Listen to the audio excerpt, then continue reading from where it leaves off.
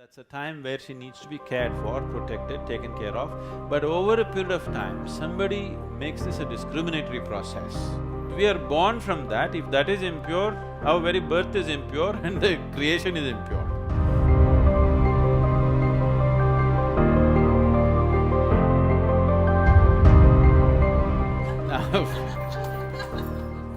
Now you made a very sweeping statement, a prejudice from the spiritual dimension. I want you to understand, spiritually, there is no mention of menstrual cycles anywhere because spiritually you cannot have menstrual cycles. Only physiologically you can have, okay? So it's a physiological issue which reflects as a psychological factor in a certain segment of women, I wouldn't say everyone, but quite a substantial segment of women find a reflection of their physiological process in their psychological makeup, which is a fact that has to be taken care of. If this is being said only because some temples and other things have said women cannot enter at that time, you need to understand this, from where this comes from. Today's woman, you forget about her, okay? How she's equipped, how she's capable of handling her bodily needs and other things are a different matter. I want you to look back 1,000 years ago. What kind of sanitary facilities did she have? What kind of processes did she have? So, there could be issues about that, isn't it? It's only for that reason, they said, and above all, you need to understand the level of physical activity for a normal woman in those days.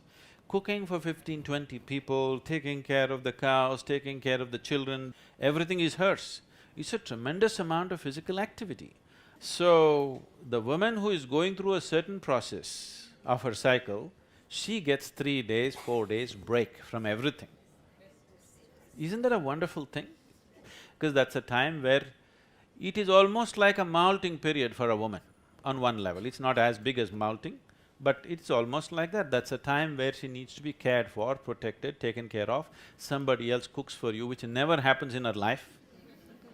Every day she cooks. For those 3-4 days, somebody else cooks for her, somebody else serves her food. She sits alone by herself, she meditates, she sings, she does prayer. Isn't this a good way of doing things, I'm asking? Do not consider this as today's life. Look back 1,000 years ago when these things were made. It was a very good way of protecting our women. But over a period of time, somebody makes this a discriminatory process. A woman should not come here, should not come there. That is just out of ignorance, certain things happen. It has nothing to do with the spiritual world, because if my mother did not have menstrual cycles, I wouldn't be born, okay? Yes or no? We are born from that. If that is impure, our very birth is impure and the creation is impure.